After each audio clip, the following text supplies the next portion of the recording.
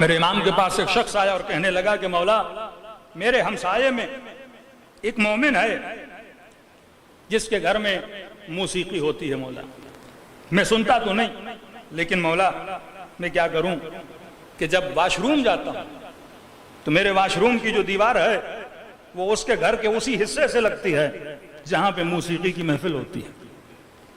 تو کہا کہ مولا معذرت کے ساتھ واش روم کا ٹائم اگر 5 منٹ ہو تو میں ذرا 8 منٹ لگا لیتا ہوں تاکہ 3 منٹ مجھے موسیقی کو سننے کو ملے۔ سنتا نہیں مولا، لیکن مولا اسی بہانے 3-4 منٹ لگ جاتے ہیں۔ تو یہ بتائیے اللہ کا حکم کیا ہے؟ تو امام نے قرآن کی آیت پڑھی، اے مومن ان السمع والبصر والفؤاد، یہ جتنے بھی تمہاری چیزیں ہیں تم ان کے لیے مسئول ہو۔ قرآن کی آیت ہے۔ اللہ پوچھے گا کہ تم نے کانوں کو کہاں استعمال کیا، اللہ پوچھے گا کہ تم نے زبان کو کہاں استعمال کیا۔ یہی مسئولیت، یہی رسپانسبلٹی اگر جوانوں کے اندر آ جائے کہ اگر میں کانوں کی حفاظت کروں گا، زبان کی حفاظت کروں گا، آنکھوں کی حفاظت کروں گا، یہی امام زمانہ کی مدد ہے، یہی امام حسین کی مدد ہے۔ مدد کا مطلب یہ نہیں کہ ہم انتظار کریں کہ امام زمانہ آئیں گے اور کسی لشکر میں جا کے ہم نے جہاد میں شرکت کرنی ہے اور 4 بندوں کو واصل جہنم کرنا ہے تو یہ ہماری مدد ہے۔ بھائی وہ جب ظہور ہوگا تو دیکھا جائے گا۔ سوال یہ ہے کہ آج میں امام حسین کی مدد کیسے کروں؟ آج بھی امام حسین آواز دے رہے ہیں، حل من ناصر ینصرنا، ہے کوئی میری مدد کرنے والا؟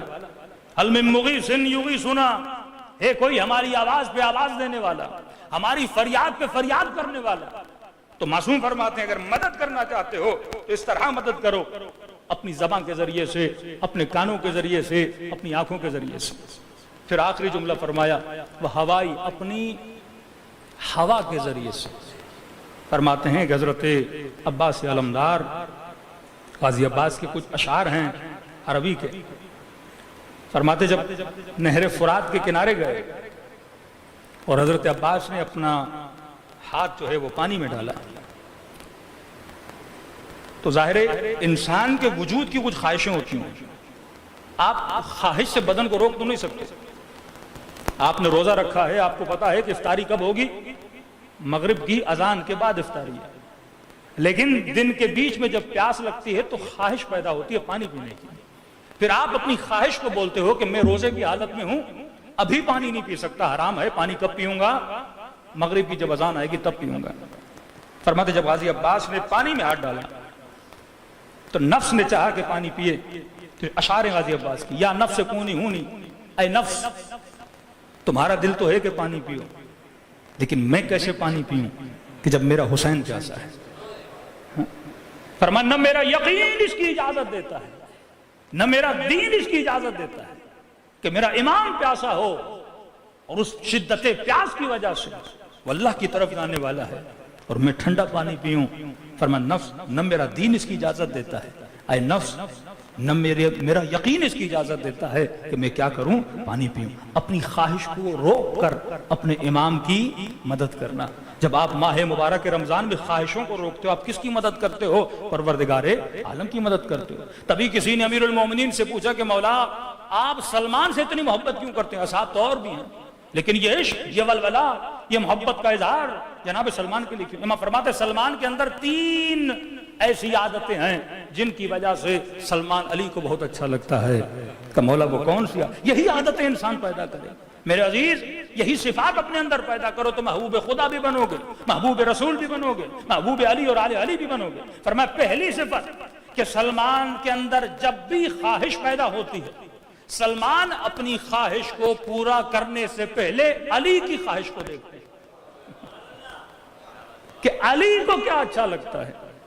ایک مرتبہ میاں بیوی، باپ بیٹا، بھائی بھائی، مومن مومن، یہ رشتے ہیں ہمارے آپس میں، تو ایک مرتبہ بیٹا کچھ کرنا چاہتا ہے، خواہش ہے، لیکن اسے پتا ہے کہ باپ کی خواہش کو جوڑ ہے۔ بیوی کچھ کرنا چاہتی ہے لیکن اسے پتا ہے کہ شوہر کی خواہش کو جوڑ ہے۔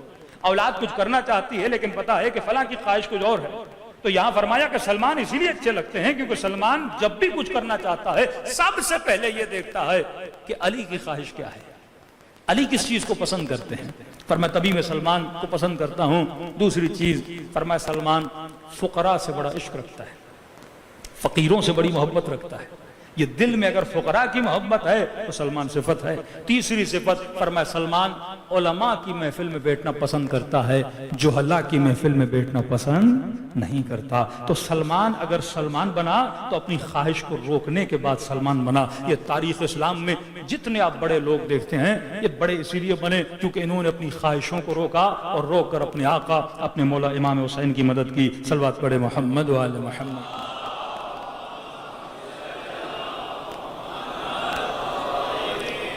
مقدس سے عرض بیلی تاریخ اسلام میں ہے کہ یہ آپ ماہ محرم، ماہ مبارک، ماہ گریہ، ماہ قبولیت دعا، اسلام میں مکان کی بھی بڑی اہمیت ہے اور اسلام میں زمان کی بھی بڑی اہمیت ہے۔ کبھی سوچا کہ محرم کا چاند نظر آتے ہی دل غمگین کیوں ہو جاتے ہیں؟ کہ شہادت امام حسین تو 10 کو ہے نا، پہلی محرم سے ہم کالے کپڑے کیوں پہنتے ہیں؟ پہلی محرم سے ہم غم کیوں مناتے ہیں؟ ہونا تو یہ چاہیے کہ 10 سے شروع ہو اور پھر ہم آگے بڑھیں، لیکن نہیں، یہاں چاند دکھا، یہاں فرش عذاب بچھ گیا، غم شروع ہو گیا۔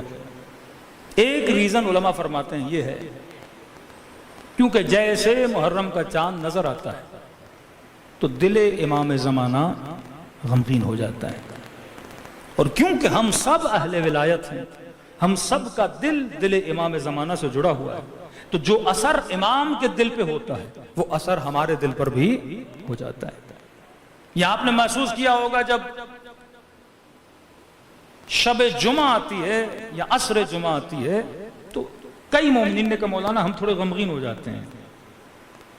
وہ وقت بھی وہ ہوتا ہے، فرماتے اس وقت میں امام زمانہ کا دل کیا ہوتا ہے؟ غمگین ہوتا ہے۔ بہت بڑے عالم دین تھے، فرماتے میں نے پروردگار عالم سے عرض کی کہ خدایا، پڑھتے ہیں ہم روایات میں دعاؤں میں کہ جب مصیبت امام حسین کا ذکر ہوتا ہے تو زمین و آسمان امام حسین پہ گریہ کرتے ہیں۔ کہتے ہیں میں نے صرف اتنا چاہا کہ پروردگارہ مجھے دکھا دے کہ زمین و آسمان کیسے روتے ہیں۔ کہتے ہیں اللہ نے پردہ ہٹایا، میں نے پورے عالم کو حسین پہ روتا ہوا دیکھا، لیکن وہ منظر ایسا تھا کہ میں برداشت نہ کر سکا۔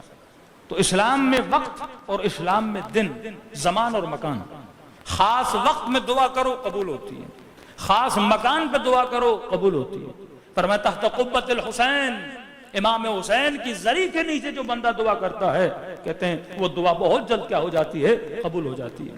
سیدہ نے پوچھا کہ بابا وہ کون سا وقت ہے کہ دعا کروں اور دعا جلدی قبول ہو؟ یہ سیدہ ہیں، فاطمہ الزہرا ہیں، یہ ہمیں بتا رہی ہیں۔ نبی نے فرمایا بیٹی جب سورج غروب ہونے کو آتا ہے یہ وقت وہ ہے جو قبولیت دعا کا وقت ہے۔ اور روایت میں ملتا ہے کہ بی بی اپنی کنیز کو بھیجتی تھی چھت پہ جا اور جا کر دیکھ جب سورج ڈھلنے لگے تو مجھے بتانا، اور کہتے جیسے کنیز کہتی تھی کہ بی بی اب سورج اس افق سے نیچے جا رہا ہے تو سیدہ مصلی بچھاتی تھی اور دعا کرتی تھی۔ کیوں کہا کہ وقت سحر دعا قبول ہوتی ہے۔ برملا بولا کہ لیلۃ القدر خیر من الف شہر، اس ایک رات میں ایسا کیا ہے کہ 1000 مہینوں سے افضل۔ 1000 مہینے تقریباً 80 سال بنتے ہیں، مطلب ایک رات ایک بندے کی پوری زندگی سے افضل ہے۔ اور یہ بھی نہیں کہا کہ برابر خیر من الف شہر، 80 سال کی زندگی سے بہتر ہے یہ ایک رات۔ اس ایک رات میں تقدیریں آتی ہیں، اس ایک رات میں ملائکہ آتے ہیں۔ اسی طرح یوم عرفہ دن ہے، خاص اہمیت ہے۔ فرمایا کئی حجوں 60-70 حجوں کے برابر ہے جو عرفہ کا دن امام حسین کی کربلا میں گزارتا ہے، یا زیارت امام حسین عرفہ کے دن پڑھی جاتی ہے، اتنا ثواب ہے۔ تو جس وقت میں ابھی آپ جی رہے ہو یہ محرم کا وقت ہے، یہ ایام خاص ہیں۔ آپ دوسرے دنوں میں آپ کے دل میں اتنا انقلاب نہیں آ سکتا جتنا محرم میں آتا ہے۔ دوسرے دنوں میں مجلسیں اتنی با اثر نہیں ہوتی جتنی ایام محرم میں ہوتی ہیں، کیونکہ یہ وقت کیا ہے؟ خاص وقت ہے۔ فرمایا ان دنوں میں ڈیلی امام حسین کی زیارت پڑھنے کا ثواب بہت زیادہ ہے۔ عام دنوں کی زیارت کہاں اور ایام محرم کی زیارت کہاں؟ دوسرے دنوں میں گریہ کرنے کا اجر اور ہے اور ماہ مبارک محرم میں گریہ کرنے کا اجر اور ہے۔ ان مہینوں میں جتنے آنسو بڑھیں گے اتنا انسان کا اجر بڑھے گا۔